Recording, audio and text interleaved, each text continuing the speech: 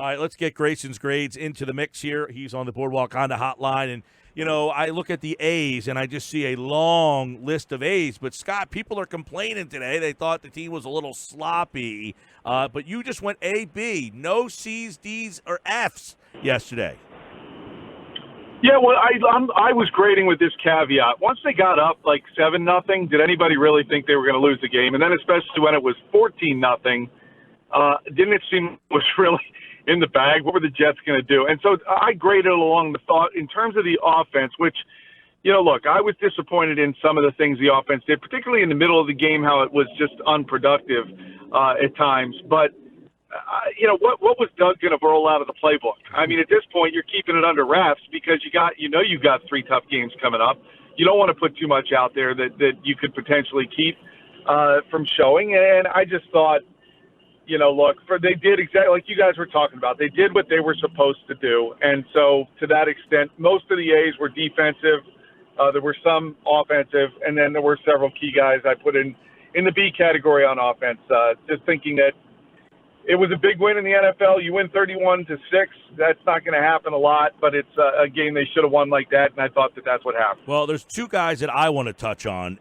These guys can look over the list and pick out a couple, but one, Fletcher Cox, you gave him an A. Did we finally see the reemergence of the all-pro level Fletcher Cox? Did you see different zip, different jump, different jam, to take a Peter Laviolette term there? Did you see anything different from Fletcher yesterday?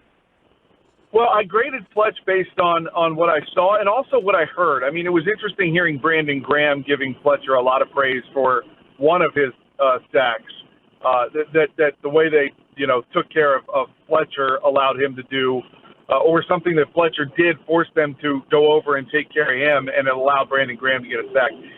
So I was grading some of what I saw, some of what I heard, and based off of what Brandon said there to say that when I was watching Fletch, I saw more drive off of that foot, things that have been missing. I saw him have a little bit of a gear to go to that he hasn't really had the last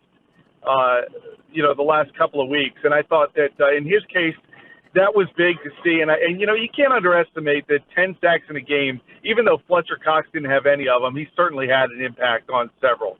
The other guy that I want to ask you about is Scandrick. This guy was on the couch. It kind of goes to my Falk point. This guy was on the couch. He threw him into the game. My question is, was he only good because it was the Jets, or did you see a guy that, why isn't this guy on the roster before?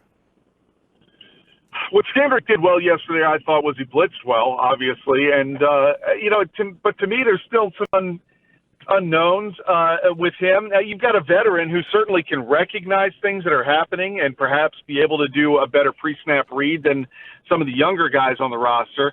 And I think what you saw was a guy who took advantage of an opportunity. And, look, that play was crazy because it really was like Falk just gave it to him and said, here, go take this and get away from me. I'm tired of getting hit. And I just thought that was important play on his part. But, we'll see what happens. Another guy in the A list, Scott, Brandon Graham, and that's someone that we've talked about a lot throughout the year. And they moved him on the inside often yesterday, and I thought that was just a brilliant move. They saw a matchup they liked. I mean, I think every matchup the Eagles coaching staff liked yesterday against the Jets, but still, moving him to the inside, him being Brandon Graham, is that something we could see more of down the road? And just talk about his day yesterday and hopefully carrying over for the rest of the year. Yeah, I know you can see it in the picture that's on the interview that I posted with the interviews from the locker room. A huge win, naturally. Guy had 3 sacks. He had all kinds of crazy numbers yesterday. You talked about him moving inside. I think, yes, I think they know they need to find a way to make the inside a little bit more prolific until they can get some help back in there. And Brandon Graham's a way to do it. I also think, what I talked about at the beginning about putting stuff on film, they moved him in there because it's something now future opponents have to look at and say, we got to watch for this. And what are we going to do if that happens? Well, all that stuff is some of the chess game these coaches play. And I thought Brandon played very well yesterday, of course. His pressure, and then even on the interception that was returned by Nathan Gary, that doesn't happen if Brandon Graham doesn't get the pressure and also put his hands up the way he did to force Falk to have to adjust the throw. I thought, he deserved as much credit as Gary did on that interception, that pick six. And look, Brandon Graham, I think, has had a good season. Every game, he's been one of the guys I think you could point to that you could say, has really shown up just about every game on that defense. And I like the way he approached the season. I like the way he's approaching every week so far. And look, we're going to see how much he's made of here in these next few weeks. These big games is when Brandon Graham tends to shine, and we'll see what kind of games he can have against Minnesota, Dallas, and Buffalo. I tend to think that Brandon Graham on the inside is now a thing to stay. I think it would work well in 2017, work well in 2018. And I like also Josh Sweat as you have an A here, Scott. On the outside, they tried to put him inside earlier, and I think he didn't have that same kind of explosion, but you put him on the outside with Brandon inside, and I think that's the recipe. It's interesting, Jeff, you bring that up because you look at the Eagles and the guys who got sacks, they were from the outside yesterday. And that's one place where you could say, well, they do have some depth right there. Mm-hmm. And Brandon is filling a need on the inside because that's one place where obviously injuries have taken their toll. And I think you could see more. I think for that reason, you're exactly right. I think you could see more of that. Josh Sweat, look, he flew off the line yesterday. I saw him have a motor yesterday off the line of scrimmage that I haven't really seen much of. Deshaun Hall, they've been talking about wanting to see more of, and you saw him get in there and make a play. And again, you're talking about, well, who were they playing? Yes, that's true, but you still got to get in there and make the play. And those guys did, and I think it's going to be fun to watch and see what Jim Schwartz does next week with Brandon, how much he does use him inside, where does he move him outside, what kind of situations does he do that in, and see what we can learn about the team that way.